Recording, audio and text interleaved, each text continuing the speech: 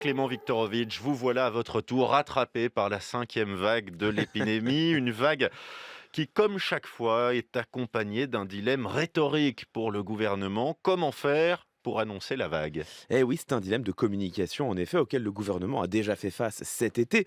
D'une part, il faut alerter la population avec suffisamment de force afin d'inciter les habitants à se faire vacciner. C'était déjà le cas en juillet pour la première campagne de vaccination, ça l'est encore aujourd'hui pour la campagne de rappel, mais il faut également savoir rester positif sous peine de prêter le flanc aux accusations de mauvaise gestion de l'épidémie. Alors, comment tenir l'équilibre entre ces deux Eh exigences? bien, c'est ce à quoi s'est attelé Gabriel Attal, le porte-parole du gouvernement.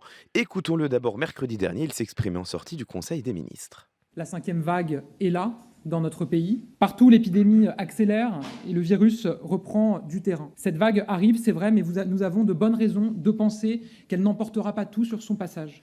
La 5e vague est là, l'épidémie reprend du terrain. Nous avons ici des déclarations qui ne contiennent aucune hyperbole, aucun élément d'emphase. Nous sommes encore à ce moment dans un registre purement descriptif et donc assez peu armé pour provoquer une véritable prise de conscience dans la population.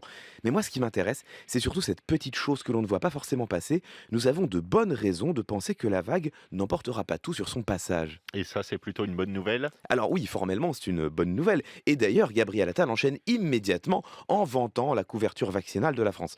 Mais il y a une règle en rhétorique. Les mots produisent leurs effets, quel que soit le contexte dans lequel ils sont placés. Si on veut paraître savant, ça s'appelle le principe de proférence. Donc, quand Gabriel Attal dit «la vague n'emportera pas tout sur son passage», ce que notre cerveau entend, c'est emporter tout sur son passage, c'est évidemment très angoissant. Et par ailleurs, Gabriel Attal redonne ici à l'expression vague épidémique son caractère métaphorique. En 18 mois de crise sanitaire, l'expression a eu le temps de se fossiliser. Quand on dit vague, on n'a plus de représentation particulière. Mais en parlant d'une vague qui emporte tout sur son passage, on retrouve soudain l'image première d'un tsunami qui s'apprêterait à se déverser sur nous. Et cette image, bien sûr, elle est aussi elle-même très angoissante. Voilà comment, en une seule expression, Gabriel Attal parvient tout à la fois à vanter la bonne gestion du gouvernement et à préparer la population à de mauvaises nouvelles. Mauvaises nouvelles qui n'ont pas traîné. Ah oui, c'est le moins qu'on puisse dire. Voilà ce que disait le même Gabriel Attal dès dimanche sur Europe 1. Ce qu'on constate, c'est que cette cinquième vague, elle démarre de façon fulgurante. Ah oui, fulgurante, hein, le mot est lâché. Cette fois, on a un registre clairement hyperbolique avec l'expression d'une menace élevée visant à créer un électrochoc. Et ce qui est intéressant, c'est que ce schéma de communication en deux étapes a déjà été utilisé par le passé, cet été au moment de la 3e vague. Écoutez Gabriel Attal le 7 juillet, au tout début de la reprise épidémique.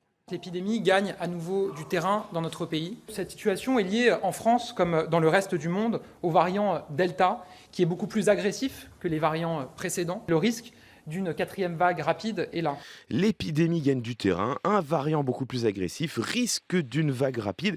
Ici aussi, on a des éléments de discours qui se veulent descriptifs. Mais écoutez le porte-parole du gouvernement, 12 jours seulement plus tard. Nous constatons une vague plus rapide, une pente plus raide que toutes les précédentes. Nous devons tout mettre en œuvre dès maintenant pour que cette vague ne soit pas aussi plus dévastatrice.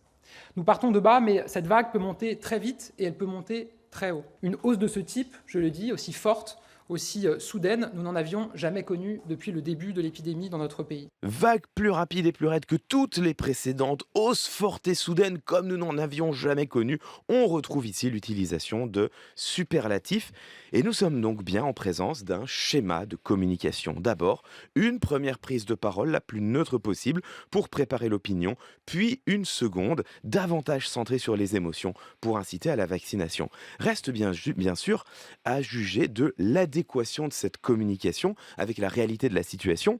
Est-elle appropriée, trop alarmiste ou au contraire trop timorée? Eh bien cela, il appartient à chacun et chacune d'entre nous d'en juger. Et au cinéma, on appelle ça un jour sans fin. Clément Viktorovitch, entre les lignes, comme chaque soir à 18h20.